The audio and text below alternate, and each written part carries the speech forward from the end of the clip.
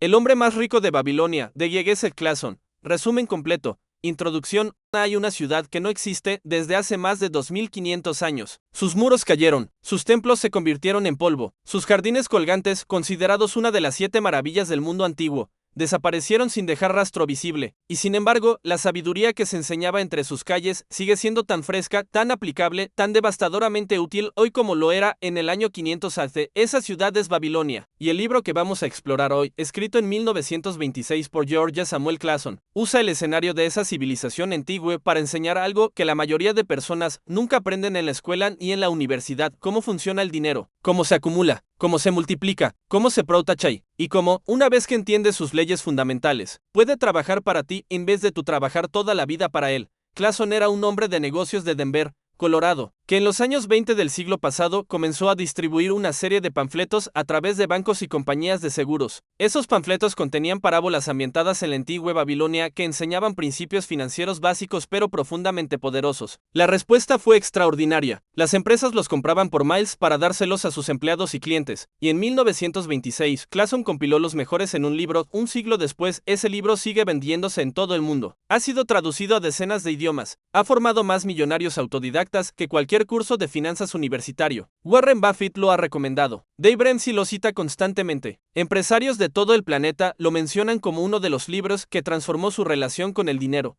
¿Por qué un libro ambientado en una civilización desaparecida hace milenios sigue siendo tan relevante? Porque las leyes del dinero no cambian, las plataformas cambian, los instrumentos financieros cambian, los mercados cambian, pero los principios que determinan si una persona acumula riqueza o no son exactamente los mismos en la Babilonia del año 500 a.C. que en la Madrid, Ciudad de México, Buenos Aires del año 2025. Eso es lo que hace poderoso a este libro. No son consejos de actualidad que caducan, son leyes, y las leyes, como la gravedad, funcionan siempre. Antes de entrar en las historias y los principios, vale la pena reflexionar un momento sobre algo que resulta incómodo pero necesario. La mayoría de las personas que trabajan hoy, en cualquier país del mundo, en cualquier industria, ganan dinero durante 30 o 40 años de su vida y llegan a la vejez sin haber acumulado un patrimonio significativo. No es porque no trabajaron, no es porque no ganaron suficiente. En muchos casos ganaron lo suficiente. Es porque nunca aprendieron las reglas del juego en el que estaban participando. El sistema educativo enseña historia, matemáticas, literatura y ciencias. Casi en ningún lugar del mundo enseña cómo funciona el dinero, cómo se ahorra, cómo se invierte, cómo se protege. Los jóvenes entran al mundo laboral completamente ignorantes de las leyes más fundamentales que determinarán su prosperidad o su escasez durante el resto de sus vidas. Y en ese vacío de conocimiento, los hábitos del gasto impulsivo, la deuda y la ausencia de ahorro toman el control de manera casi automática.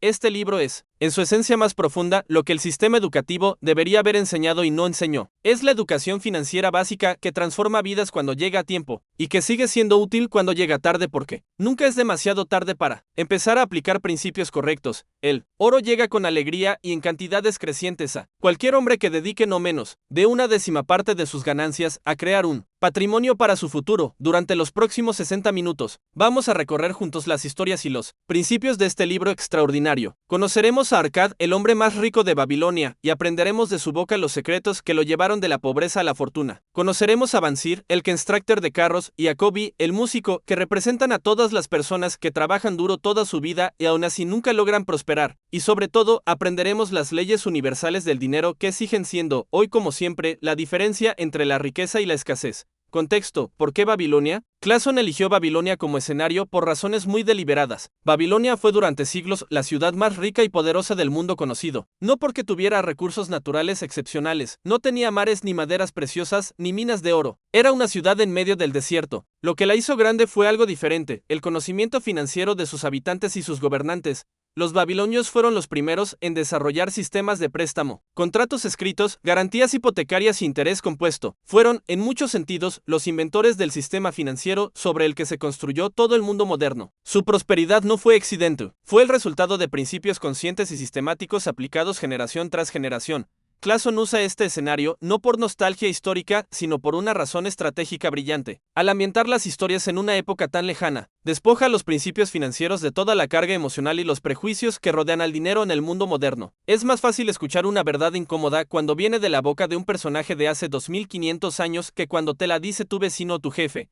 Y hay otra razón aún más profunda. Babilonia era una ciudad donde cualquier hombre libre podía prosperar si conocía las leyes del dinero y las aplicaba con disciplina. No importaba en qué familia habías nacido, no importaba qué trabajo tenías al empezar, lo que importaba era si conocías las leyes y si las seguías. Eso es exactamente lo que Clason quería demostrar, que la riqueza no es producto del privilegio, sino del principio. La historia de Arkad, el hombre más rico de Babilonia. Todo el libro gira en torno a una pregunta central que dos amigos de la infancia le hacen a Arkad, el hombre más rico de Babilonia. Bansir, el constructor de carros, y Kobi, el músico, han trabajado duro toda su vida. Trabajan largas jornadas, hacen bien su trabajo, y sin embargo, al llegar a la mediana edad, siguen siendo tan pobres como cuando empezaron. Sus bolsas siempre están vacías, sus sueños siempre están pospuestos. Un día, cansados de su situación, deciden buscar a Arkad, que fue compañero de su infancia y que hoy vive en un palacio y presta dinero a los reyes. Le hacen la pregunta que todos nos hemos hecho alguna vez: ¿por qué algunos hombres acumulan riqueza, mientras otros, que trabajan igual o más duro, nunca logran salir de la pobreza? Arkad no los esquiva. Al contrario, les cuenta su historia desde el principio. Cuando era joven, fue aprendiz de un escriba y ganaba muy poco. Se sentía igual que ellos, atrapado, frustrado, sin salida. Pero un día tomó una decisión que cambió todo. Decidió que iba a descubrir cómo funciona el dinero, a cualquier precio,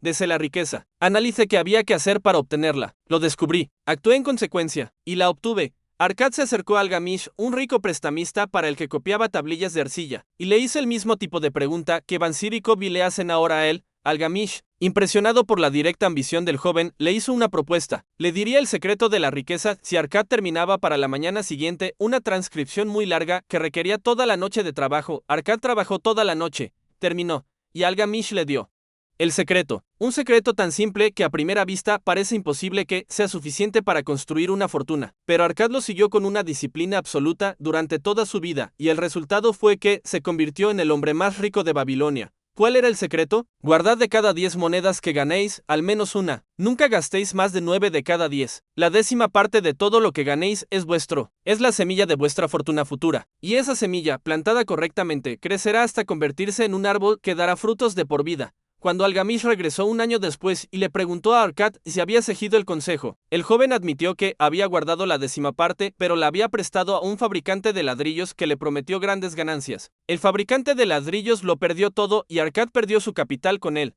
Algamish le dio entonces una segunda enseñanza: el dinero no debe confiarse a personas sin conocimiento en la materia en que se invierte. Un joyero puede aconsejar sobre joyas, un armador sobre barcos, pero el fabricante de ladrillos no sabe de inversiones. Al año siguiente, Arkad volvió a tener ahorrada su 10ª parte. Esta vez la prestó a un escudero de la guardia del rey que compraba joyas en tierras lejanas. El escudero sabía de joyas. Las ganancias fueron reales, y desde ese momento, Arkad comenzó a entender la diferencia entre el dinero que trabaja para ti y el dinero que simplemente descansa en tu bolsa. A lo largo de los años, Arkad siguió aplicando estos principios con una disciplina que nunca flaqueó. Guardaba la 10ª parte, invertía con cuidado, buscaba consejo de expertos antes de arriesgar su capital, y poco a poco el río de monedas que fluía hacia sus arcas se fue convirtiendo en un torrente. Lo que empezó como pequeños ahorros de un escriba joven se transformó en inversiones en tierras, en barcos, en negocios, en préstamos a mercaderes de confianza. La bola de nieve del capital compuesto comenzó a rodar y, una vez en movimiento, nada la detuvo.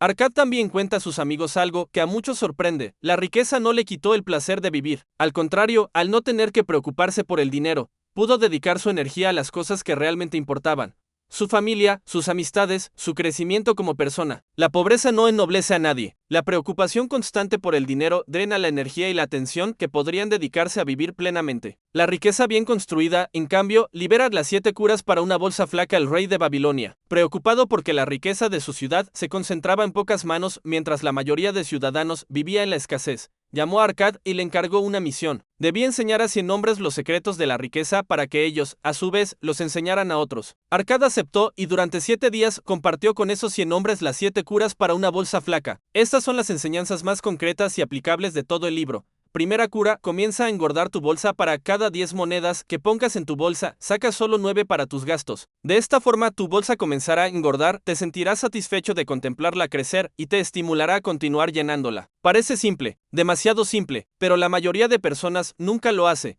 ¿Por qué no? Porque confunden ingreso con riqueza. Creen que si ganan más, ahorrarán más. Pero la historia de casi todos los seres humanos demuestra lo contrario. Cuando los ingresos suben, los gastos suben en la misma proporción o más. El secreto no es ganar más primero, es guardar una parte primero, siempre, automáticamente, antes de gastar nada. Esta es la diferencia fundamental entre el que acumula y el que no.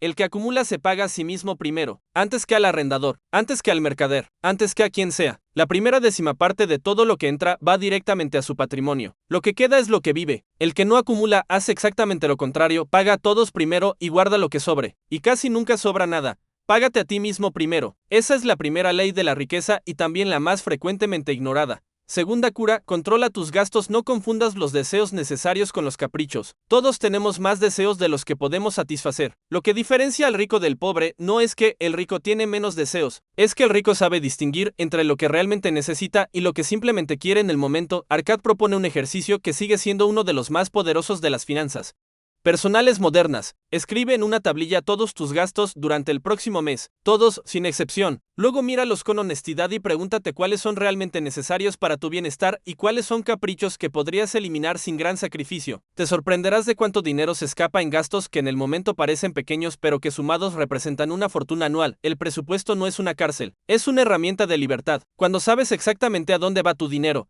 puedes decidir conscientemente que merece tu dinero y que no. Sin presupuesto, el dinero simplemente desaparece y nunca sabes muy bien hacia dónde. Tercera cura, haz que tu oro se multiplique. Ahorrar, la décima parte, es el primer paso. Pero el dinero guardado que no trabaja es como una semilla que no se planta. El objetivo no es simplemente acumular monedas en un cofre, es hacer que esas monedas generen nuevas monedas que a su vez generen más monedas. Eso es lo que hoy llamamos interés compuesto y lo que los babilonios ya entendían con claridad. Arcad cuenta cómo sus primeras inversiones fueron pequeñas pero consistentes, y cómo con el tiempo el dinero acumulado empezó a generar más dinero del que él mismo podía ganar con su trabajo. Ese fue el momento en que todo cambió, cuando sus inversiones generaban más que su trabajo. Ese es el objetivo al que todo el sistema apunta. El interés compuesto, que Einstein supuestamente llamó la octava maravilla del mundo, funciona de manera sencilla. Si inviertes una moneda y gana un 10% al año, al final del año tienes una moneda y una décima. Al siguiente año, ese 10% se aplica sobre la moneda y la décima, no solo sobre la moneda original. Con el tiempo, el crecimiento se vuelve exponencial. Las primeras décadas son lentas, las últimas son casi mágicas.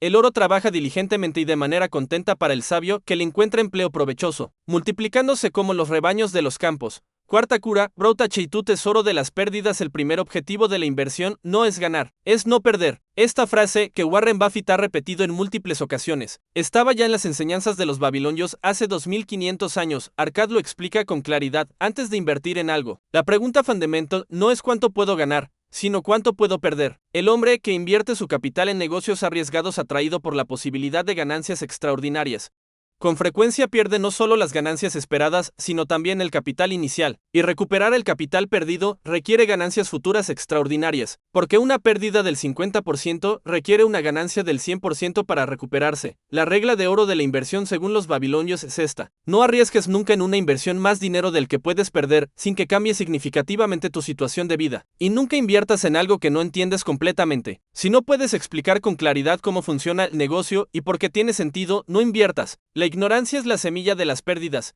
Quinta cura, haz de tu vivienda una inversión provechosa. Arcad recomienda que todo hombre aspire a ser propietario de su vivienda, no como lujo, sino como fundamento de estabilidad. El hombre que paga alquiler toda su vida enriquece a otro con su trabajo. El hombre que amortiza una propiedad propia enriquece su propio patrimonio. Esto no significa que comprar siempre sea mejor que alquilar en toda circunstancia, porque las variables del mercado pueden hacer que en ciertos contextos alquilar sea más inteligente, pero el principio de fondo es sólido. Construir patrimonio propio, sea en la forma que sea, es siempre superior a pagar indefinidamente por algo que nunca será tuyo. La vivienda propia también genera algo que va más allá del valor monetario: estabilidad psicológica. El hombre que sabe que tiene un hogar propio, que nadie puede quitarle, toma decisiones desde un lugar de mayor seguridad y mayor confianza, y esa seguridad tiene un impacto directo en la calidad de sus decisiones financieras en todos los demás ámbitos. Sexta cura, asegura ingresos para el futuro. Planifica para cuando ya no puedas o no quieras trabajar, para la vejez, para la posible enfermedad, para los imprevistos. El hombre que no piensa en el mañana se encuentra indefenso cuando el mañana llega, como inevitablemente lo hace en la Babilonia de Clason.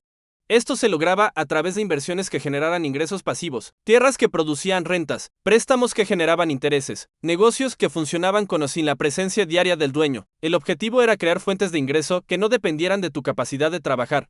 Hoy los instrumentos son distintos, pero el principio es exactamente el mismo. Fondos de inversión, bienes raíces, negocios propios, dividendos de acciones, todos son formas modernas del mismo principio babilónico. Crear fuentes de ingreso que trabajen mientras tú descansas. Séptima cura. Incrementa tu capacidad de ganar. Las 6 curas anteriores gestionan lo que ya ganas. Esta séptima apunta a algo diferente, como ganar más. Y la respuesta de Arcad es clara: invierte en ti mismo, en tu conocimiento, en tus habilidades, en tu capacidad de ofrecer más valor al mundo. El hombre que cultiva su capacidad de ganar hace crecer su fuente de ingresos desde la raíz. Cada nueva habilidad que adquiere, cada área de conocimiento que domina, cada relación que construye con inteligencia, amplía su capacidad de producir valor y por lo tanto su capacidad de ganar. En el mundo moderno, donde las industrias cambian a una velocidad sin precedentes, esta séptima cura es quizás la más urgente de todas. El trabajador que no se actualiza, que no aprende, que no crece, ve cómo su capacidad de ganar se erosiona con el tiempo en vez de crecer. La inversión en uno mismo tiene el retorno más alto y más seguro de todos los tipos de inversión. Las 5 leyes del oro. En una de las historias más poderosas del libro, Calabab, un hijo de noble familia, recibe de su padre 100 monedas de oro y una tablilla con las 5 leyes del oro escritas en ella. El padre le pide que vaya al mundo, que aprenda a ganar y a perder dinero de todas las formas posibles, y que cuando haya gastado el 100% de las monedas regrese a él. Entonces le dará otras 100 monedas, porque para entonces sabrá más sobre el dinero que la mayoría de hombres aprenden en toda una vida. Calabab pasó 10 años aprendiendo exactamente eso. Cómo se pierde el dinero cuando no se conocen las leyes que lo gobiernan, y al regresar con su padre, pudo apreciar por primera vez la profundidad real de las 5 leyes que estaban escritas en esa tablilla. Primera ley: el oro llega al hombre que ahorra. El oro llega con alegría y en cantidades crecientes a cualquier hombre que dedique no menos de 1/10 parte de sus ganancias a crear un patrimonio para su futuro y el de su familia. Esta es la ley fundamental. No hay excepción a ella. No importa cuánto ganes. Si no guardas sistemáticamente una parte, no habrá riqueza.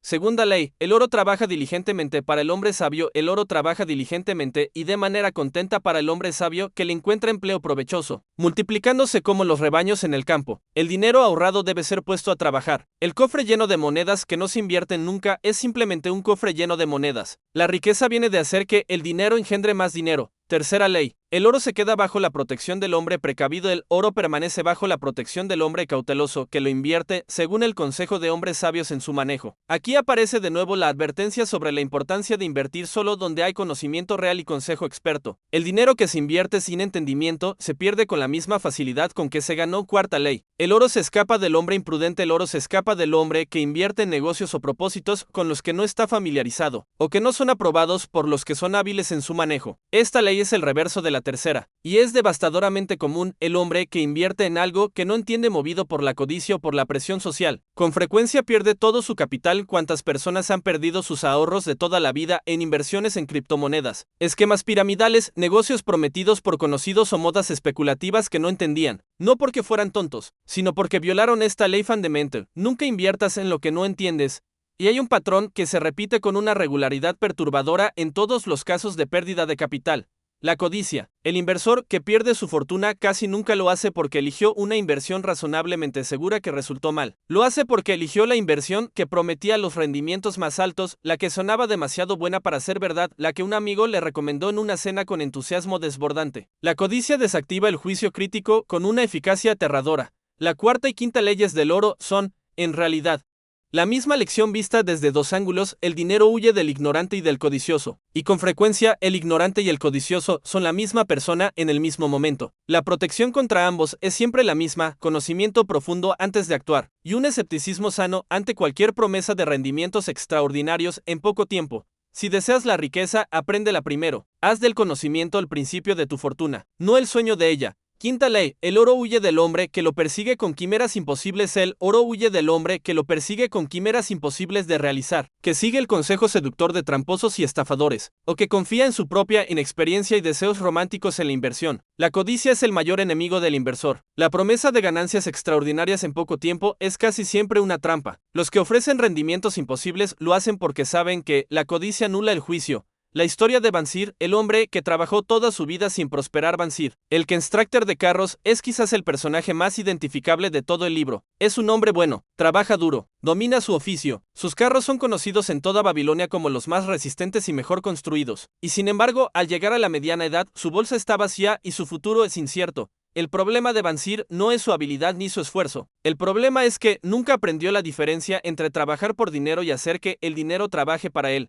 Cada moneda que gana se convierte inmediatamente en gasto: la casa, la comida, la ropa, los caprichos de su esposa. Y cuando llega el mes siguiente, vuelve a empezar desde cero. No importa cuánto trabaje, el ciclo nunca cambia. Bansir es el arquetipo de lo que Robert Kiyosaki, décadas después, llamará la carrera de la rata: trabajar para pagar gastos, ganar más para tener más gastos, nunca llegar a acumular nada porque el gasto siempre se expande hasta consumir el ingreso disponible. Es una trampa sofisticada y sutil que atrapa a personas inteligentes y trabajadoras que simplemente nunca aprendieron las leyes del dinero. La transformación de Bansir comienza cuando decide hacer algo diferente, buscar el conocimiento que nunca tuvo. Esta es una de las lecciones más silenciosas pero más poderosas del libro. No basta con trabajar más. Hay que aprender las reglas del juego en el que se está jugando. El hombre que trabaja duro, sin conocer las leyes del dinero, es como el remero que rema con toda su fuerza sin verificar que el bote tenga el rumbo correcto. El esfuerzo no falta, la dirección es el problema. Hay una frase que Bansir pronuncia que resume perfectamente la frustración de millones de personas en el mundo actual: trabajo tan duro como cualquier hombre de Babilonia, y sin embargo tengo tan poco como si nunca hubiera trabajado. ¿Hay algo malo en mí? La respuesta del libro es clara y compasiva al mismo tiempo: no hay nada malo en él como persona ni como trabajador. Lo que falta es conocimiento, falta saber cómo funciona el dinero, y eso es reparable, siempre. El conocimiento puede adquirirse a cualquier edad, en cualquier circunstancia, partiendo de cualquier punto. Bansir no necesita volver a la escuela, no necesita un capital inicial que no tiene, necesita aprender las leyes que gobiernan el dinero y empezar a aplicarlas desde hoy, con lo que tiene, desde donde está. Eso es exactamente lo que hace, y eso es exactamente lo que tú puedes hacer. El prestamista de oro, la lección sobre las deudas. Una de las historias más dramáticas del libro es la de Dabasir, que llegó a convertirse en esclavo por sus deudas y que regresó a Babilonia años después con la determinación de reconstruir su vida y su fortuna. Su historia es una de las más poderosas lecciones sobre el manejo de las deudas que se han escrito en la historia de la literatura financiera. Dabasir había sido un joven impulsivo que gastaba más de lo que ganaba, que pedía prestado para satisfacer caprichos inmediatos, y que fue acumulando deudas hasta que se vio incapaz de pagarlas. Sus acreedores lo perseguían, su reputación estaba destruida, y finalmente, a través de una serie de circunstancias desgraciadas, terminó vendido como esclavo en tierras extranjeras.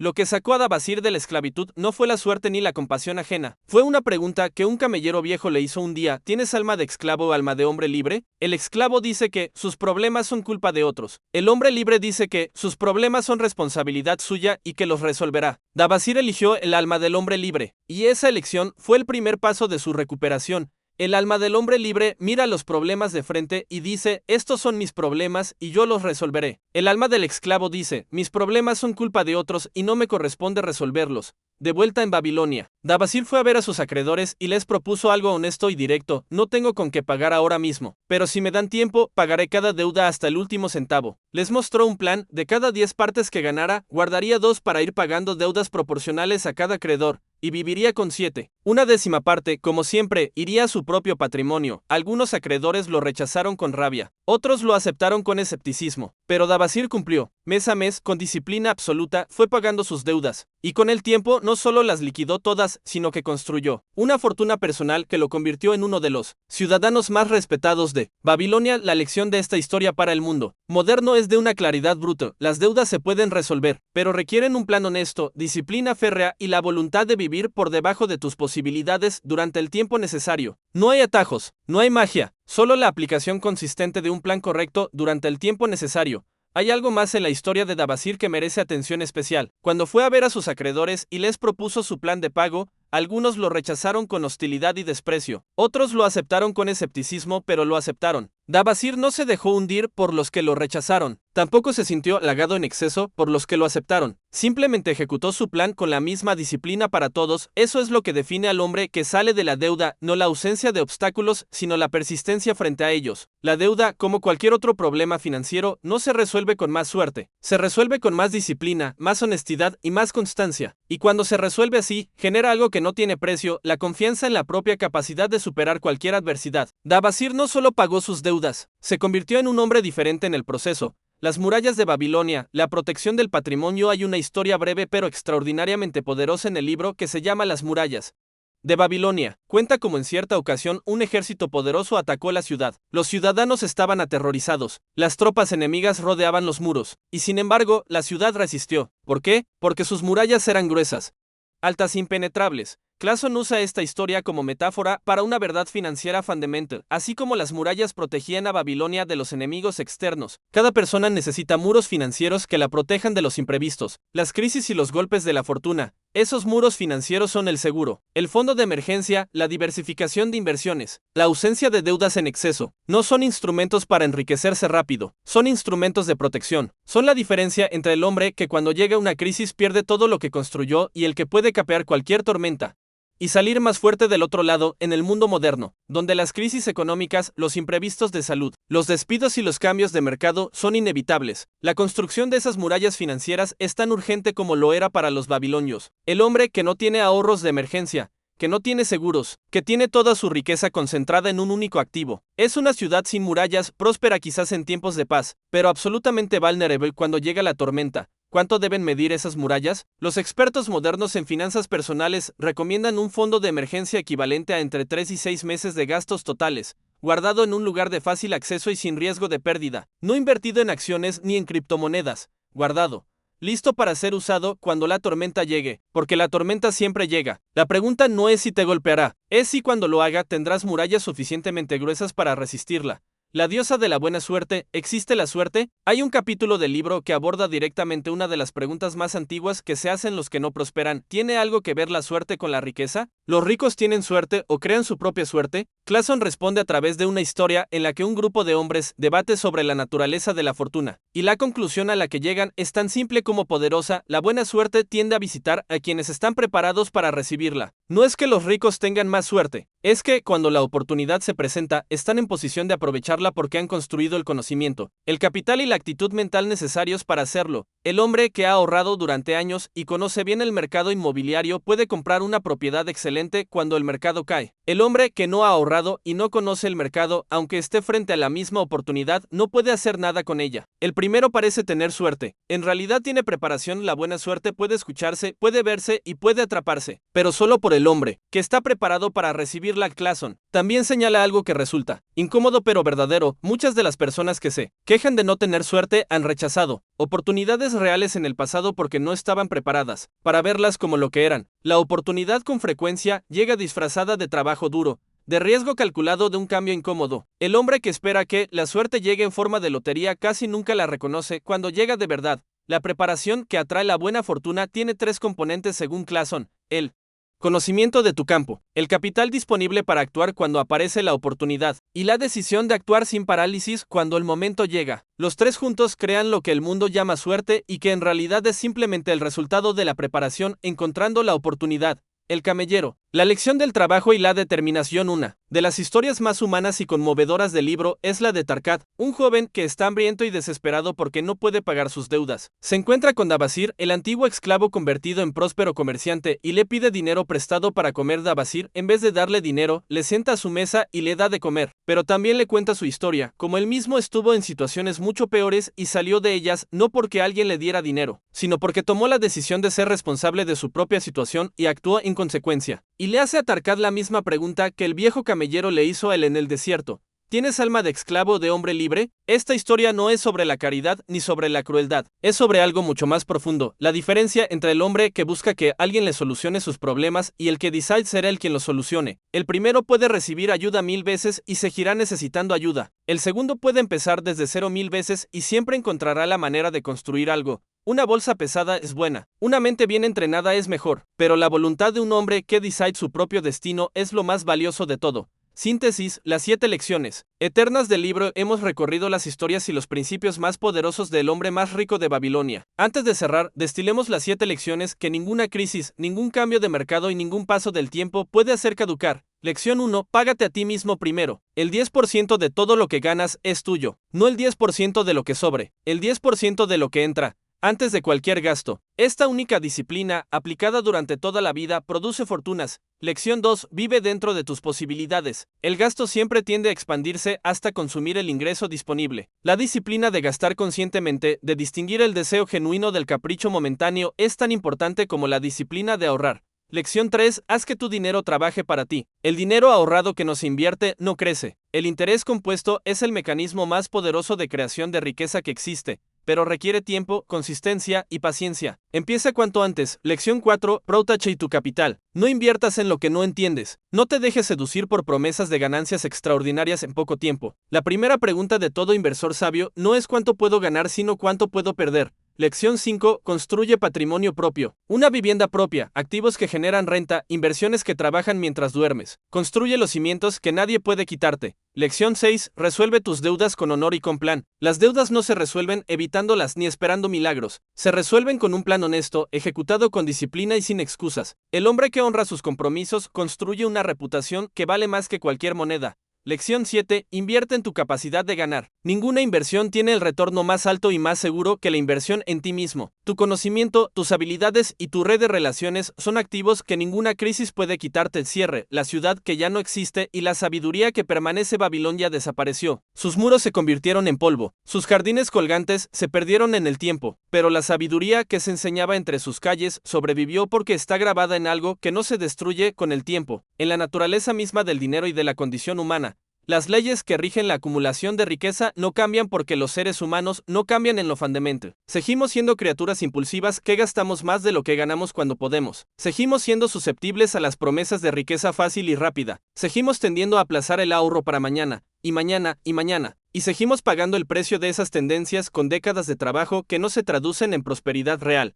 Pero también seguimos siendo capaces de aprender, de cambiar, de tomar decisiones distintas cuando entendemos las consecuencias de las que tomamos hasta ahora. Y eso es exactamente lo que George Clason nos ofrece con este libro, la posibilidad de cambiar la relación con el dinero no a través de un truco nuevo ni de una tecnología financiera sofisticada, sino a través de principios tan antiguos como la propia civilización humana. Mejor un poco de precaución que una gran arrepentida. La pregunta que este libro te deja no es filosófica, es práctica y urgente. La próxima vez que recibas tus ingresos, sea un salario, una venta, un trabajo freelance, lo que sea, ¿apartarás primero el 10% para tu futuro? ¿O seguirás haciendo lo que has hecho siempre y guardando lo que sobre, que casi siempre es nada? Una sola decisión, un solo cambio de hábito, aplicado con disciplina durante el tiempo suficiente. Eso es lo que separa al hombre más rico de Babilonia del hombre que trabaja toda la vida sin prosperar. No es inteligencia, no es suerte, no es privilegio, es conocimiento aplicado con constancia. Hoy conoces las leyes, mañana puedes empezar a aplicarlas. El momento perfecto no existe, el único momento que existe es este. Y recuerda, Arcad no empezó siendo rico, empezó siendo un joven escriba sin un centavo, trabajando largas horas por un sueldo miserable, exactamente como millones de personas hoy. La diferencia entre ese Arcad y el hombre más rico de Babilonia no fue el talento ni la suerte ni el origen familiar, fue una decisión, la decisión de aprender cómo funciona el dinero y de aplicar ese conocimiento con una disciplina que nunca flaquea.